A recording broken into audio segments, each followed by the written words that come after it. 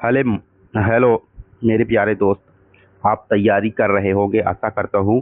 Railway group D NTPC या किसी भी एसएससी एग्जाम के लिए अगर आप साइंस पढ़ रहे हो दोस्त, तो इससे बेहतर नहीं हो सकता। भले ही आप सोच रहे हो कि पीडीएफ का ज़माना, आजकल बड़े बड़े डिजिटल बोर्ड का ज़माना हो गया, अच्छे अच्छे पीपीटी के द्वारा पढ़ाना ही सब कुछ नहीं होता।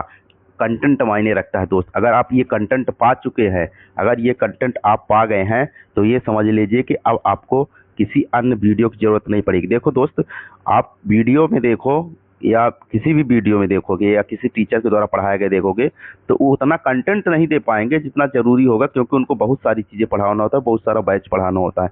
इसलिए हम जो होते हैं, ये जो हमने पढ़ा, खुद इसलिए ऐसा पढ़ा क्योंकि मुझको सिलेक्शन लेना होता है। टीचर्स क्या पढ़ा रहे हैं वो ये नहीं देखते कि सिलेक्शन उनके टीचर के पढ़ाने बस से होता है। सिलेक्शन होता है खुद क्या मेहनत किए हो, उसके द्वारा मैंने किस तरह मेहनत किया था टीचर के बाद, और एक टीचर नहीं कई टीचर से कहने कहने कैसे पढ़ाई किया है, उसके बाद नोट्स बनती है दोस्त। तो आप अगर नोट्स पा गए हैं, इतनी सुंदर नोट्स आपको मिल रही है, तो आप समझ लीजिए खुद किस्मत है कि आपके पास पहुंच चुकी है जल्दी से। क्योंकि बता रहा हूँ कि इस नोट्स को आप पढ़ने के बाद देखना, आपको कोई कंफ्यूजन नहीं रहेगा, कोई इतना कॉन्फिडेंस आ जाएगा कि फिर आपको अन्य कोई बुक से क्वेश्चन आपको मिलेगा नहीं इसके अलावा। क्योंकि मैं ऑलरेडी कई सारी बुकों से प्रीवियस ईयर क्वेश्चन से पढ़ करके जब पढ़ता था, तब तैयारी करता था, तब लिखता था एक नोट्स में, उसके बाद जब तैयारी किया था तब जाके सिलेक्शन होता है दोस्त। तो आप सोच रहे हो कि हवा हवाई में तैयारी कर रहे हैं, तो ऐसा कुछ नहीं होगा। आप अच्छे से प्रॉपर नोट्स को रिवीजन कीजिए, तैयारी कीजिए। अगर आप नोट्स बना सकते हो तो नोट्स बनाइए, वरना ये नोट्स मुझसे ले सकते हैं। तो अब हम देखते हैं नर्वस सिस्टम दोस्त। क्या होता है नर्वस सिस्टम, यानी तंत्रिका तंत्र। हमने मानव के आकारिकी का जब पढ़ रहे थे, तो पाचन, श्वसन, उत्सर्जन, परिसंचरण, ये सारी चीज़ें पढ़ने के बाद जो है तंत्रिका तंत्र बहुत इंपॉर्टेंट पार्ट हो जाता है। क्यों? क्योंकि ये हमारे शरीर का मुख्य पार्ट होता है तंत्रिका तंत्र। तंत्रिका तंत्र में हमको क्या पढ़ना है, देखिए तंत्रिका तंत्र। सबसे पहला क्वेश्चन देखो, एक एक क्वेश्चन बताएंगे कैसे क्वेश्चन पूछते हैं। पहला क्वेश्चन बनेगा, क्या बनेगा पहला क्वेश्चन? हमारे शरीर में नियंत्रण एवं समन्वय। हमारे शरीर का नियंत्रण, पूरी शरीर का नियंत्रण एवं समन्वय कौन करता है? तो दो प्रकार के तंत्र काम करते हैं इसमें। कौन कौन? तंत्रिका तंत्र और अंतःस्रावी तंत्र। तंत्रिका तंत्र और अंतःस्रावी तंत्र।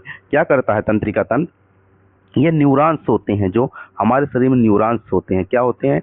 न्यूरॉन्स पतली पतली, एकदम पतली पतली पूरे शरीर में विकसित होती है, जिसके द्वारा जो मस्तिष्क आदेश देता है या मस्तिष्क का कोई सूचना पहुंचती है, तो ये न्यूरॉन्स के द्वारा पहुंचती है। ठीक, तो तंत्रिका तंत्र कार्य करता है हमारे नियंत्रण में, और अंतःस्रावी तंत्र कार्य करता है, जिसको हमने पढ़ चुका है, हार्मोन्स के द्वारा। हार्मोन्स के द्वारा अंतःस्रावी तंत्र कार्य करता है। यह वेरी फास्ट प्रक्रिया है, बहुत तेजी से प्रक्रिया होती है। हार्मोन्स इसकी अपेक्षा हल्का स्लो होता है। कैसे? देखो, अगर आपके पास आपके हाथ में कोई सुई अचानक या गर्म चीजें छू जाए, तो आपका हाथ कितनी तेजी से बाहर हटता है। तो ये न्यूरॉन्स के द्वारा होता है। न्यूरॉन्स तुरंत मस्तिष्क को पहुंचाता है कि कोई गर्म चीज मुझे लग रही है, मस्तिष्क तुरंत आदेश देता है तो, और हाथ हटाने के लिए। ठीक, तो ये न्यूरॉन्स के द्वारा ही सूचनाओं का आवागमन होता है। ठीक, तो जो सूचनाएं होती है, एक जाती है एक आती है। जाने के लिए अलग न्यूरॉन्स होते हैं, आने के लिए अलग न्यूरॉन्स होते हैं। उनको आगे देखते हैं। ठीक, आगे देखते हैं कि तंत्रिका तंत्र जो होता है, दो चीजें पढ़ लिया हमने, वो एक क्वेश्चन ही पढ़ लिया हमने। ठीक, कि नियंत्रण और समन्वय का साथ तंत्रिका तंत्र और अंतःस्रावी तंत्र होते हैं। ठीक, अब देखो, प्राणियों का तंत्रिका तंत्र विकसित प्रकार की कोशिकाओं से बना होता है। जो मनुष्य होते हैं, जो प्राणियां होते हैं, उनका तंत्रिका तंत्र विकसित प्रकार की कोशिकाओं से बनता है, जिनको कहते हैं न्यूरॉन्स। अगर एक कोशिका है तो उसे न्यूरॉन बोलेंगे, न्यूरॉन्स। और बहुत सारी कोशिका तो नर्व्स बोलेंगे। एक से ज्यादा न्यूरॉन्स जब होते हैं तो उनको नर्व्स बोलते हैं। Nerves, nerves. तो ध्यान रखना, ये चीजें ध्यान रखना, न्यूरॉन्स और नर्व्स क्या होते हैं। ठीक, ये हमारे समझ को विकसित करने के लिए बताया गया। ठीक, अब हम देखते हैं न्यूरॉन्स टिश्यू। न्यूरॉन्स टिश्यू मतलब जो न्यूरॉन्स मिल करके क्या बनाता है? ऊतक बनाता है, न्यूरॉन्स टिश्यू बनाता है। तो न्यूरॉन्स और न्यूराग्लिया दो प्रकार के टिश्यू होते हैं। न्यूरॉन्स मतलब तंत्रिका तंत्र की संरचनात्मक एवं कार्यात्मक इकाई होती है, और इसमें विभाजन नहीं होता। तो पहला क्वेश्चन इसको देखोगे कि तंत्रिका तंत्र की संरचनात्मक एवं कार्यात्मक इकाई क्या होती है? न्यूरॉन्स होती है। और न्यूराग्लिया क्या होते हैं? यह सपोर्ट करता है और सुरक्षा पोषण प्रदान करता है किसको? न्यूरॉन्स को सपोर्ट करता है एवं सुरक्षा और पोषण प्रदान करने का कार्य कौन करेगा? न्यूरोग्लिया करेगा। और इसमें विभाजन होता है, और कभी कभी इतना विभाजन हो जाएगा, अगर ज्यादा विभाजन हो जाता है, अनियंत्रित विभाजन हो जाएगा, अनकंट्रोल विभाजन होगा इसमें, तो ब्रेन ट्यूमर भी जैसी बीमारी भी हो जाती है। ठीक, तो दो चीजें हमको पता चली, न्यूरॉन और न्यूरोग्लिया। बस दिमाग में रखना है कि इस सारे हमको शब्द को याद रखना है। ठीक है, अब हम आते हैं मेन तंत्रिका तंत्र के टाइप्स। तंत्रिका तंत्र के टाइप्स को अगर हम अच्छे से समझ लेंगे तो आधा तो काम हमारा यही समाप्त हो जाएगा। नर्वस सिस्टम यानी तंत्रिका तंत्र कितने टाइप के होते हैं, कितने प्रकार के होते हैं दोस्त?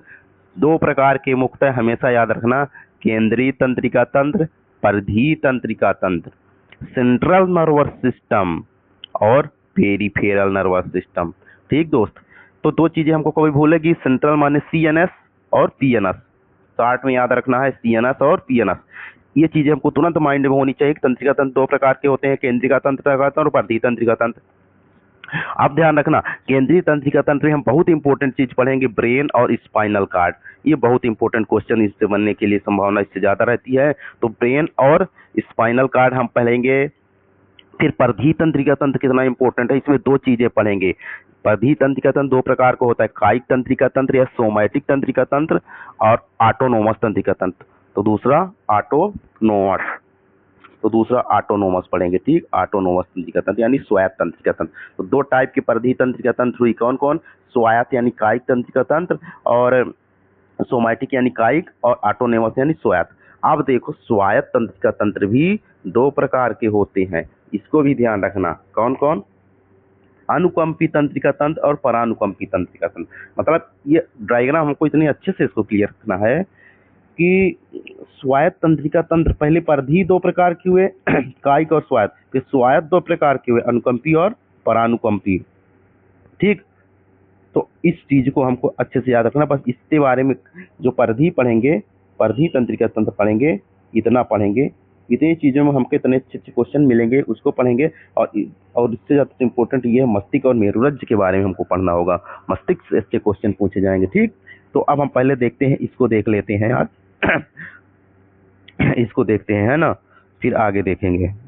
अब एक एक चीज है, परिधीय तंत्रिका तंत्र के बारे में एक एक चीज देखते हैं। ठीक है, क्या होता है परिधीय तंत्रिका तंत्र?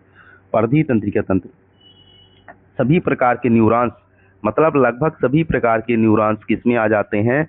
परिधीय तंत्रिका तंत्र में। ठीक, और कार्य के आधार पर न्यूरॉन्स के प्रकार कितने होते हैं? 2 प्रकार के। कार्य के आधार पर न्यूरॉन्स जो होते हैं 2 प्रकार के हमने बताया था, एक जो सूचनाओं को मस्तिष्क तक ले जाएंगे, और दूसरे जो मस्तिष्क से सूचनाओं को अंगों तक ले जाएंगे। संवेदी अंग जो होते हैं हमारे, जैसे संवेदी अंग आँख, कान, नाक, त्वचा, जीभ, इनके द्वारा जो सूचनाएं होती है तो उनको ले जाते हैं मस्तिष्क के पास।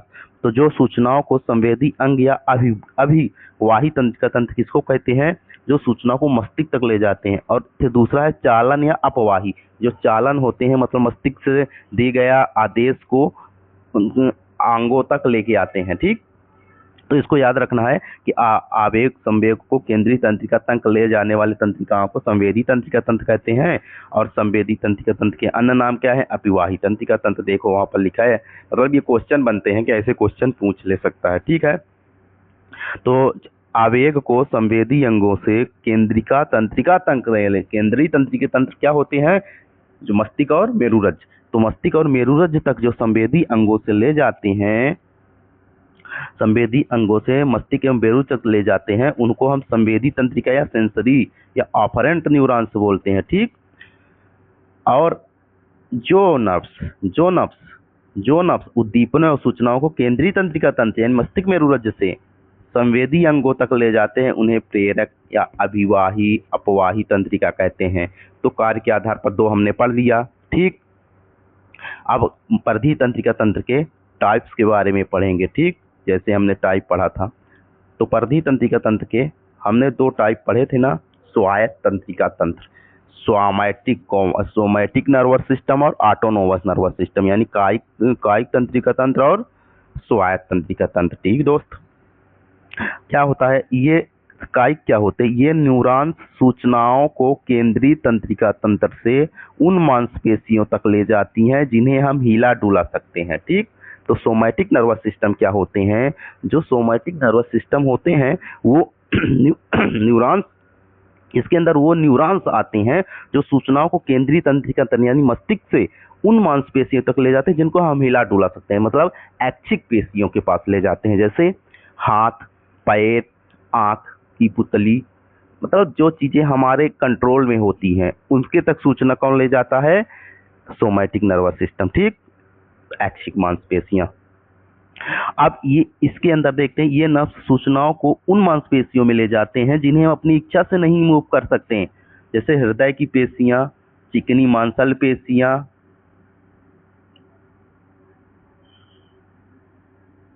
आंत, आमाशय, मूत्राशय की दीवार। तो हमको दो चीजें पता चली सोमैटिक और ऑटोनोमस के बारे में। सोमैटिक मतलब जिसको हम हमारी इच्छा के अनुसार कार्य कर सकते हैं उनके वो नर्व्स, और जो हमारे इच्छा के विपरीत कार्य करते हैं, हमारी इच्छा के अनुसार कार्य नहीं करते, वो नर्व्स। ठीक है, तो सोमैटिक और ऑटोनोमस हमको अच्छे से क्लियर होगा, बस इतना ही पढ़ना है। ठीक है, ये ऐच्छिक में मांसपेशियां होती हैं जिनको हम अपने कंट्रोल में ले पाते हैं, और ये अनैच्छिक पेशियां होती हैं। बस एकदम सिंपल से पढ़ना है, बात कंफ्यूजन नहीं लेना। अब इसको हमने पढ़ा था, दो प्रकार की होती है ना, अनुकंपी और परानुकंपी, सोमैटिक और पैरासोमैटिक। अनुकंपी और परानुकंपी, अब हम इनको भी देखेंगे। जो ये वाली मांसपेशियां होती हैं इनमें भी दो प्रकार की होती हैं, अनुकंपी और परानुकंपी। तो अब इनको हम देख लेते हैं। ठीक, बहुत सिंपल से, ज्यादा हम मतलब इतना पढ़ते हैं कि जितना हमारा क्वेश्चन पूरी तरह से क्लियर हो जाए और बहुत ज्यादा बवाल ना हो पढ़ने में। ठीक है ना, बहुत ज्यादा कंफ्यूजन ना हो पढ़ने में। तो अब हम पढ़ते हैं सोमैटिक न्यू और पैरासोमैटिक, माने अनुकंपी तंत्रिका तंत्र, परानुकंपी मतलब वो पेशियां थी, कौन हमने पढ़ा था? ऑटोनोमस, उसमें भी दो होती थी। तो अब इन दोनों को पढ़ेंगे। जब हमारा शरीर किसी स्ट्रेस कंडीशन में होता है तब ये काम करती है, कौन? अनुकंपी तंत्रिका तंत्र। जब हमारा माइंड जो है किसी स्ट्रेस में होता है तब काम करती है। ठीक है, और कब होता है ऐसी स्थिति में? जब रक्तदाब को बढ़ाना, हृदय स्पंदन को बढ़ाना, श्वसन दर को बढ़ाना, मतलब ये सारे कार्य ये करता है अनुकंपी तंत्रिका तंत्र। आंखों की पुतली को फैला देता है, लार, अग्नाशय, आंती रस के स्वाव को कब हो जाता है? एड्रेनल हार्मोन्स काम करता है इस समय। हार्मोन्स कौन काम करता है? एड्रेनलिन। रक्त के दाब को बढ़ा देता है, हृदय स्पंदन को बढ़ा देता है, श्वसन दर को बढ़ा देता है। ठीक, देखो मतलब ये है कि जो श्वसन के दर, जब हम डर जाते हैं, स्ट्रेस हो जाते हैं, तो जो जो चीजें वर्क कर रही होती उस समय ये अनुकंपी तंत्रिका तंत्र कार्य कर रहा होता है। ठीक, और परानुकंपी तंत्रिका तंत्र क्या कार्य करता है? परानुकंपी जो हमने पढ़ा, परानुकंपी कार्य करता है, परानुकंपी ये कार्य करता है कि हमारे शरीर को स्ट्रेस के कंडीशन से नॉर्मल कंडीशन में लेके आता है। बस ये इतना सिंपल काम हो जाता है इसका। इसको जो स्ट्रेस से नॉर्मल लाना होता है। अब नॉर्मल लाने के लिए इसका कार्य क्या हो जाएगा? रक्त दाब को कम करना, हृदय स्पंदन को कम करना, श्वसन दर को कम करना, पुतली फैलाना, कहाँ से, मतलब जो चीजें ये अनुकंपी तंत्रिका तंत्र किया उसको नॉर्मल करने का काम परानुकंपी करता है। तो अब ये क्वेश्चन पूछेगा आगे, आपको क्वेश्चन कैसे भी पूछे, आप इसको एग्जाम पर ध्यान में रखना है और कोई क्वेश्चन जाके सॉल्व करना है। इस क्वेश्चन को समझना, फिर इससे क्वेश्चन कैसे आते हैं फिर देखना, सारे क्वेश्चन आप कर लोगे। ठीक, इस तरह हमने पढ़ लिया पूरा ये तंत्रिका तंत्र। कौन पढ़ लिया? परधीय तंत्रिका तंत्र। इस तरह हमने परधीय तंत्रिका तंत्र पूरा पढ़ लिया। परधीय तंत्रिका तंत्र में हमने सोमैटिक भी जान लिया और स्वायत्त जान लिया, ऑटोनोमस भी जान लिया। फिर ऑटोनोमस से हमने पढ़ा अनुकंपी और परानुकंपी जान गए। अनुकंपी स्ट्रेस के टाइम, परानुकंपी स्ट्रेस को कम करने के लिए। ठीक, अब हम देखते लेते हैं न्यूरॉन्स के बारे में। एक न्यूरॉन्स की कोशिका को क्या क्या न्यूरॉन्स में पढ़ना होता है, तंत्रिका कोशिका की एक न्यूरॉन्स संरचना को हम देख लेते हैं, है ना। तो बस देखो, मैं डायग्राम में इतने सारे क्वेश्चन आपको बना दिए कि अब आपको बहुत ज़्यादा लिखना नहीं है, बहुत ज़्यादा नहीं, दिमाग में डायग्राम याद रखना है और मैंने जो बता दिया उसको भी ध्यान रखना। ठीक, तो देखो क्या होता है, ये ऐसी संरचना होती है न्यूरॉन्स। एक न्यूरॉन्स की, हमारे शरीर में असंख्य न्यूरॉन्स हैं, तो एक न्यूरॉन्स की संरचना कैसी होती है? यहाँ से देखो शुरू होती है, यहाँ तक जाती है। ठीक, तो अब देखो यहाँ से न्यूरॉन्स के छोटे छोटे प्रवर्ध निकल जाते हैं, जो इनको डेंड्राइट्स कहते हैं, डेंड्राइट्स। तो याद रखना, एक नाम क्या? न्यूरॉन। ऐसे पूछेगा न्यूरॉन्स में कौन कौन सी संरचनाएं पाई जाती है, तो डेंड्राइट्स। पहले न्यूरॉन्स के अंदर न्यूक्लियस भी होता है, इसलिए इसको केंद्रक भी कहते हैं। और इसके छोटे छोटे कण होते हैं निसेल्स कण। पूछेगा निसेल्स कण कहाँ पाए जाते हैं, तो कहाँ पाए जाते हैं, न्यूरॉन्स में। इसका काम क्या होता है निसेल्स कण का, प्रोटीन के संश्लेषण से संबंधित कार्य है। एक क्वेश्चन है, ये एक क्वेश्चन है दोस्त। जो बॉडी सेल बॉडी बनी होती है वो किसको क्या कहते हैं, साइटोन कहते हैं। और जो पूरी संरचना यहाँ से यहाँ तक की संरचना होती है उसको एक्जान बोलते हैं, एक्जान।